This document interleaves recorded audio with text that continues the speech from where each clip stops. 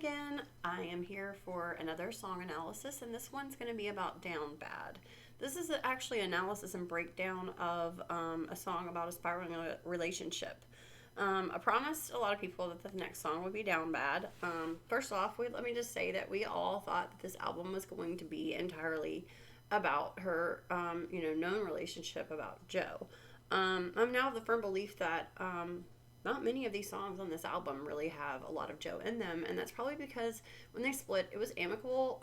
They didn't have like a tumultuous, relationship or anything like that. So consider that for a moment, that an entire album has been produced and there's really not much of Joe in there.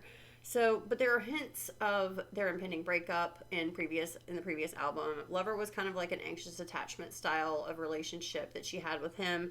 And I think that maybe, just possibly, this, decade long thing that she had with MH, and that's what we'll call him, perhaps just kind of maybe dampen any relationships that she had with anybody else because she had all of these unresolved issues. So, I said all of that to just say we can just go ahead and dig into it, because the albums, TTBD, and a lot of albums, like I talked about this before, there are a lot of echoes and denouements of TTBD in previous albums, spanning back a whole entire decade to 1989, which she absolutely had already met him, had already had interactions with him at that time. So I'm not here to break down her personal life. That is not what I'm here about. I want to make that super, super clear. I'm simply offering an analysis of what drove her to write TTBD from another writer's perspective. And how it echoes back through her discography over 10 years is pretty obvious. No matter what, it's not any of our business what she's doing. But, however, Taylor writes about her most deep personal issues and her deep relational problems, and then she shares them with the world. So I think it's okay for us to break that down, because the reason that we're listening, the reason that we are really, really drawing these songs into our own lives, is because it's an echo of what's going on in our own hearts and minds, and down to a soul level even. And that's why, like, a lot of her songs resonate with us so deeply. I postulate that he had a whole lot more to do with her decade-long foray into different forays of musical styles to work out how she was feeling about this relationship. And she actually says that she speaks to this in You're in Love from 1989. It says, that's why I've spent my whole life trying to put it into words. Something about him stuck with her. She just got stuck on a loop of circling back to the same relationship. In my first analysis, I discussed, a lot of twin flame soulmates as it relates to her and MH, and it still fits, but I'm going to try to set that aside for this analysis and just kind of focus on the love feeling, or even the love bomb feeling that you get when you're with the person that you think is the one. Yes, you guessed it. That song's about him too. So, we delve into the layers of emotions and sheer anguish. I want you to note that the notes and the sense and everything that first starts with, Down Bad is a callback to 1980s, like, sci-fi space-themed movies and TV shows. That kind of haunting aura is woven into the very beginning of the song, so automatically it feels otherworldly and galactic. In case we're doubting the theme of the song from Taylor, in melody, she reinforces it with the opening lyrics. Did you really beam me up in a cloud of sparkling dust? There we go. She has a lot of questions to ask of her lover. Did you take me out of this world when we were together, catapulting us into the stars where it was just the two of us? This relationship felt singular and dual all at the same time to her. Just to do experiments on? Ouch. She felt like he played with her heart. She felt abducted and seduced all at the same time. Tell me I was the chosen one. See, there you have it again. He told her a lot of promises and he didn't keep them. Showed me that this world is bigger than us. She believed him when he told her that she was the only one for him. She believed everything. He showed her a world where she had never known before romantically. Then sent me back where I came from. He dumped her back off on planet Earth where everything feels horrible without him. She felt like she was in the stars when she was with him, and then she's just jarringly dropped back off where she was for a moment. A new cosmic love. Everything is about time when she talks about him. She believes the fate slowed down and stopped time when she was with him. And then here's the chorus of it. Now I'm down bad crying at the gym. Stop right there. This is both figurative and a literal statement. She is so down bad for him. She's crying at the gym quite literally, because when she was writing Tortured Poet, she was also rehearsing for Eras, so she's literally in the gym crying. But also, she worked so hard on this relationship, like soul work. So invested a lot of her mind and body and soul, and she's now energetically depleted with this loss of this love that she once considered forever. So she's down bad crying in the gym, figuratively as well. Everything comes out teenage petulance. F it if I can't have him. She knows she's acting like a lovesick teenager. She's literally calling herself out for being like a petulant teenager, but it also, screw what everybody else thinks, because she's heartbroken. And because she can't have him, and she doesn't care about anything else. If you ever felt the sting of this depth of rejection, you totally understand the next lyric without explanation. I might just die. It would make no difference. So losing this type of love connection when you know it's over feels like you're going to die. It's like really that painful. Down bad, waking up in blood. This is actually graphically painful lyric. She's so depressed. She feels like she's waking up bleeding every night from the battle, the war that's going on within her. Staring at the sky, come back and pick me up. She just wants him back. She wants that love back. She wants that feeling back. And every day she wakes up willing it for it to be different, but it isn't.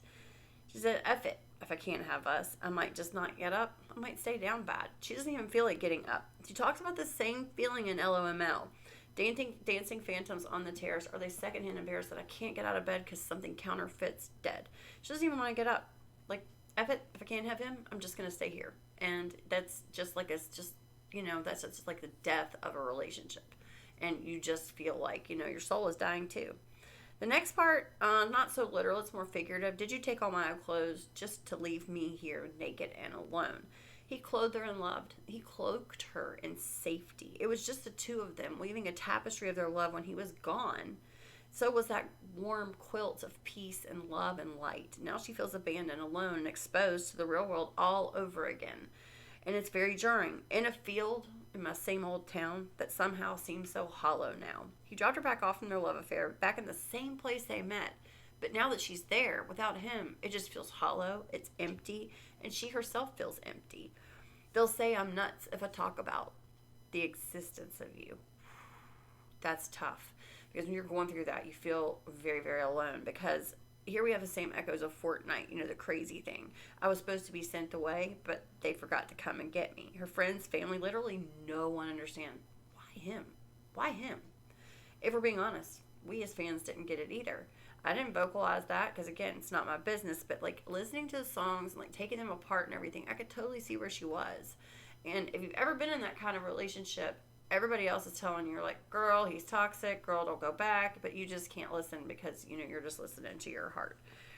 I've listened to this song myself 1,107 times, and that's an actual statistic from my Spotify Stats FM records.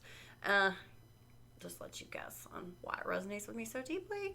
Any outsider, it does look like a toxic relationship, but if you believe yourself to be in a soulmate situationship, whether perceived or real, the result's the same. You have to see it through. For a moment, I was heaven struck. The layered vocals during this part is absolutely haunting. I actually did take it apart. I took out all of the music just to get the layered vocals, and it's crazy. It just feels like you literally are in the middle of a spaceship that's, it echoes your sorrow. The bridge is very revealing. I loved your hostile takeovers, encounters closer and closer. And I just want to give a shout out to my girl right there because that's really, really clever. Because it's a clever nod to Close Encounters of the Third Kind, a really popular sci-fi movie in the 80s. It was about alien abduction here on Earth. So she feels like he abducted her very soul right here. All your indecent exposures. How dare that you say that it's double ouch. She can't even bring herself to say the words. She can't even say, she refuses to believe him that this can't be all there is. He just has to come back. I'll build you a fort on some planet where they can all understand it. Even though he's wounded her to her very core, she still wants to build him a fort so everybody can understand him. In other words, she's still defending him because she's not resolved in this. The next line's a direct callback to New Romantics from 1989. How dare you think it's romantic, leaving me safe and stranded. Now, in New Romantics, it says a completely different thing, but also the same. It's completely the opposite. Please leave me stranded. It's so romantic. Yeah, no, it's not romantic, and this spans back a whole decade. There's your proof in the pudding right there. How dare you think it's romantic to leave me because you think it's safer without you, she's screaming, when you told me that I was safe with you. It's the opposite of what he had told her before. She rejects this excuse of not wanting to be with her. F it. I was in love. So F you if I can't have us. That's she has all these questions left unanswered. So basically she is just telling him to F off.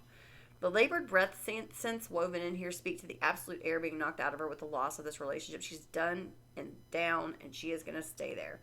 So I'm going to weave one small thing in back about twin flames. So kind of lied a little bit because I forgot about this one line. It's really super important. Callback to a lot of songs. It's very, very almost alarming. The callbacks, she's like a shipwrecked, lovesick, heartbroken woman. Like I lost my twin.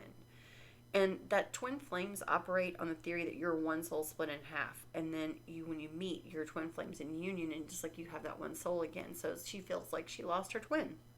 She lost her metaphysical twin with this relationship. Waving at the ship. This has so many layers. Waving at the spaceship. Waving at the ship that's in flames while she watches it burn on shore. I didn't have it in myself to go with grace. So the battleships will sink beneath the waves. On My Tears Ricochet, that's another callback, another denouement. If you have the same exact anguished feeling listening to one song and then another song and then another song, you can bet that they're pretty tied together thematically, pretty much in her mind and in her discography.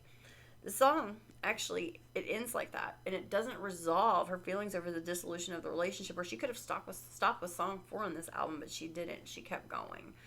The loss of this particular relationship haunted her. It was not a 2-week situationship, as so many believe.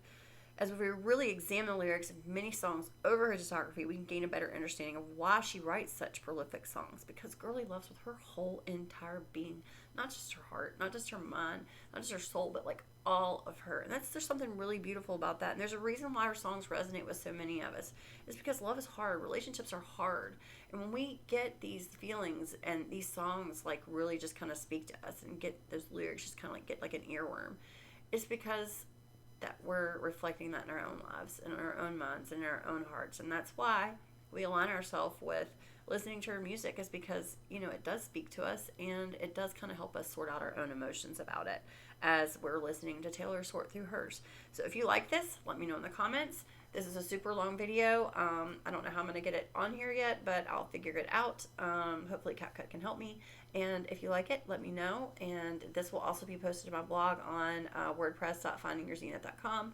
I'll be posting more later. And if you'd like to hear any more, please give me suggestions in the comments, because I've really been enjoying breaking these down. And it's kind of helping me make sense of my own head. So anyways, let me know, and I'll see you guys later. Bye.